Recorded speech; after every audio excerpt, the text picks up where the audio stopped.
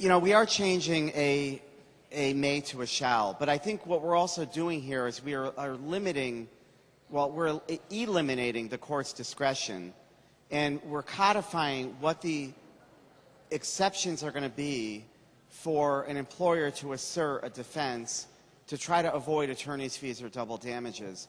But the reality is that the mindset of the department hasn't changed. And we are no longer partners with our businesses in the state of Connecticut. There is this predatory relationship. Certainly, I think that we should be making sure the bad actors are dealt with through the court systems. But my concern is, as I see and I hear every single day, it's not the bad actors that we go after.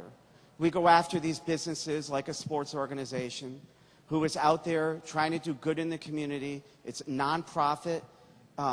They're not making any money off of this, but they just want to help build a community, have a sports program where children can get exercise and thrive. And before you know it, they're subject to an audit procedure that lasts for several months. They're spending time away from their business trying to defend these types of charges. And so I think that's sort of the problem I have with this underlying bill, because it just piles on. If we had a state that truly worked in partnership with its businesses, I think this bill might make sense.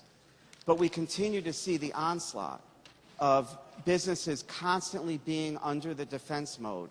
We're hearing around the building of other bills that we're seeing, yesterday being visited by Dunkin' Donut, and their concern of the impact of the $15 wage bill. This in its totality is certainly the problem. And so I think this bill just goes too far, along with many others that we're seeing in this chamber, given these economic times. I think that we should be leaving well enough alone right now. Let the courts continue to have the discretion on their own to punish these bad actors. Don't make it statutory at this point in time. And maybe down the road, when we start fixing the other areas that are broken, we could take a look at these provisions. But I think today is not the day. Thank you, Madam Speaker. Thank you, sir.